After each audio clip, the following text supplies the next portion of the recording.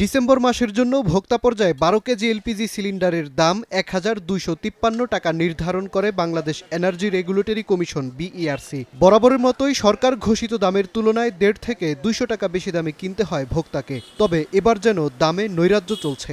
এর আগের মাসে আনছি আমি 1350 টাকা দিয়া, আজকে সকালে গেছি আমার থেকে 2100 টাকা চাইছে, তো আমি গিয়ে আনি নাই। 1350 পরে একবার জিজ্ঞেস করলাম, সম্ভবত 1600 এর মধ্যে লাগছে কিনা আমি শিওর না। রাজধানীর বনশ্রী এলাকার এই খুচরা বিক্রেতা বসে আছেন এলপিজির সিলিন্ডার সাজিয়ে। দাম জানতে চাইলে বলেন গ্যাস নেই, যদিও ঠিক তার পাশের গলিতেই আরেক বিক্রেতা গ্যাস আছে জানিয়ে দাম চাইলেন সরকার নির্ধারিত মূল্যের চাইতে প্রায় দ্বিগুণ। বেশি দামের কারণ জানতে চাইলে সংকটের দোহাই দিয়ে দায় চাপান পাইকারি বিক্রেতার ওপর। এই বছরের সমস্যাটা মানে টাকার বিনিময়ে হইলেও গ্যাস পাওয়া যায় না। কালকে আমি দোকানদার, আমি এক জায়গায় 2000 টাকা গ্যাস বললেইছি। যেহেতু কাস্টমার লাগবে, ওনারা বলতেছে যে ঠিক আছে আমরা ড্যামারেজ সহকারে আপনাদের থেকে নিচ্ছি। ঠিক আছে, আমি 2200 করে 2000 করে, আর যেটা আমাকে ওমেরে দিতে পারছে ওটাকে আমি 2000 টাকা করে গ্যাস দিছি।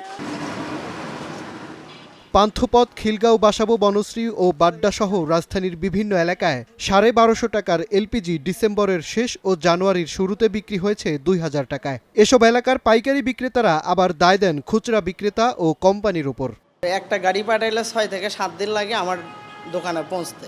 এই ড্যামারেজ দিতে গিয়ে দেখা যায় যে গ্যাসের দাম একটু বেশি হয়ে যায়। যদি 1253 টাকা গভর্নমেন্ট ঘোষণা করে, কোম্পানি দেয় 1250 টাকায়। এই ডিলারদের কাছে আমার গ্যাস যা ক্রয় পড়ে সেখান থেকে আমি 20 টাকা প্লাস করে তাদেরকে গ্যাস ডেলিভারি দিই।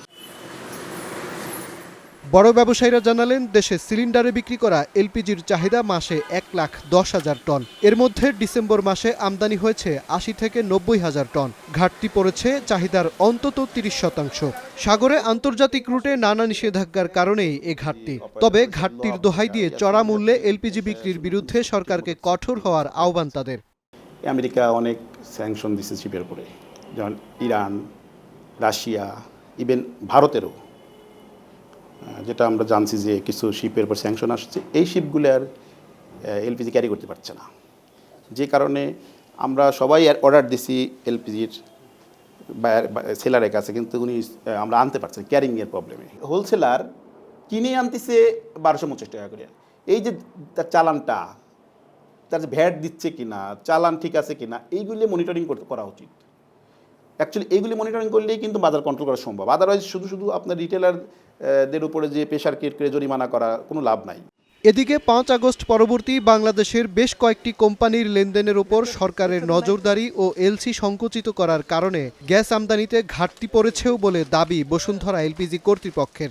আগের মাসের তুলনায় প্রায় আপনার 30% জ্বালানি গ্যাস ইনপুট কম হয়েছে। জাহাজের উপরে স্যাংশন দিছে, জাহাজের স্যাংশন দিলে সেই জাহাজগুলা মুভমেন্ট করে বাংলাদেশে বা আশেপাশের কান্ট্রিতে আসতে পারে না। এলসি সংক্রান্ত জটিলতায় ভুগতেছে বেক্সিমকো, আমরা, ইউনি গ্যাস আছে এরা।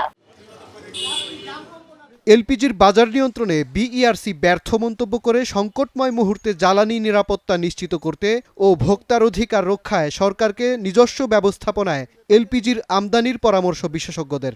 সংকট দেখা যায় তখন জাহাজ স্যাংশনে থাকে, এইসব অজুহাত তুলে বাজারটাকে নিজের ইচ্ছামাফিক নিয়ন্ত্রণে নিয়ে গেছে। অলিগোপলি শিকার হয়েছে বাজার এই লোহাব হাতে, এই ব্যবসায়ী সম্প্রদায়ের হাতে। উন্মুক্ত লাইসেন্স উন্মুক্ত করে দেশি বিদেশি আমদানিকারকদের লাইসেন্স দিয়ে তাদেরকে দিয়ে বাজার সয়লাভ করে দিতে পারে এই এলপিজি দিয়ে। বিআরসি সেগুলো কেন করে না? সরকারের মালিকানায় সরকারি কোম্পানি দ্বারা সরকারকে আমদানি করে বাজারে সরবরাহ করতে হবে এবং বাজারের মূল্য নিয়ন্ত্রণ এটা করা ছাড়া সম্ভব হবে না।